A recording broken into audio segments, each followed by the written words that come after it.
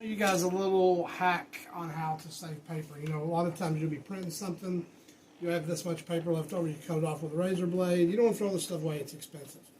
So I have something really tiny that I need to make. Now this is something I make on a regular basis, but it's very small. It's going on a money clip. So I'm going to show you how to get this scrap of paper in an SG-800.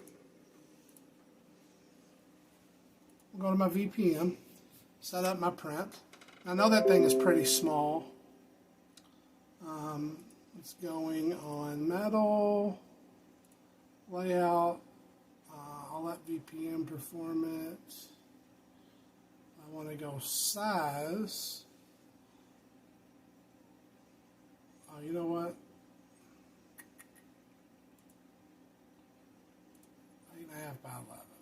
We'll make it 8.5 by 11 because this is probably actually a piece of 11 by 17.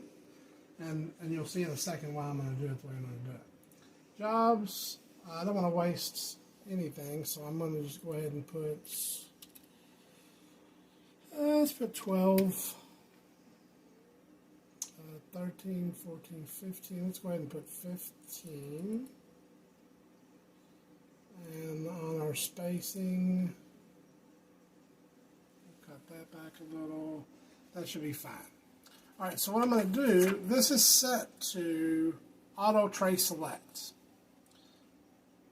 Okay, so what I'm going to do is, now on this scrap paper that I cut, this is the factory edge, and this is the edge I cut. If you look at it, you can see I cut this with an X-Acto knife. It's a little crooked. This edge is perfect. If you have a bypass tray, you just load this in the center of your bypass tray. So I'm not even moving, I'm not even taking my paper out, I'm not moving these, I'm just going to set it right in the very center of the bypass tray. I'm just going to set it in there. I'm going to pull out my bottom tray so that it's disconnected, and then when I hit print, it's going to auto tray select because this is pulled out, it's going to take from the top. So we hit print.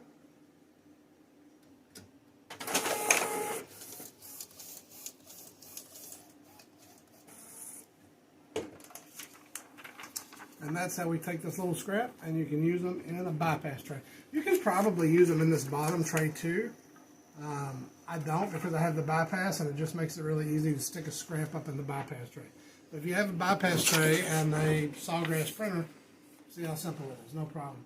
I know that I used to put these in here, and the printer would always give me errors. But when you put them in a bypass tray, no error at all. So I've taken this little piece of paper, I've printed all of these, and Sublimation ink will keep.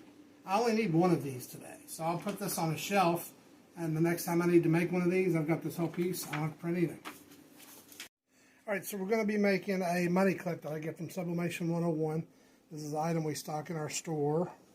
Inside the box, you get the little sublimatable disc, and you get the money clip in this nice box. So, here are the emblems we just printed off a few minutes ago on a scrap piece of paper. I'm just going to use my X-Acto knife or scissors or whatever you got and take this piece off. This I'll save. We've got a whole pile up here of stuff that's already printed. Matter of fact, there's probably some of those. I just wanted to teach you guys how to do a scrap. So here's our disc. Now always, always, always, and you'll learn this the hard way, even if it don't, always check for film. And that has film on it. So we remove the film. So when I draw up stuff, you know, I see a lot of people asking about templates. I know I can measure this circle. So when I draw this on the computer, I draw it exact size, and then I just give myself a little bit of bleed so that when I line that up, I have a little bit of bleed all the way around it. Okay, so I'm just going to my trusty heat tape. Line it up perfect. One piece of heat tape on there. Now, the heat tape's not necessarily, but with this I got one shot. You know, I only have one disc, so if I mess that up, it's a problem. On the heat press, little tiny piece. 375. medium to light pressure, 1 minute. Okay. All right, so you guys will see me putting on these little white gloves. They're like the white glove test. They're like bands wear them, clowns wear them. We sell them in our online store. These will not protect your hands like these will. But when you're working with fine or tiny little pieces of stuff, it will let you be able to use your fingers. So I can just flip this up and peel this off. Now, see, I can touch that for a few minutes. It's not going to burn me.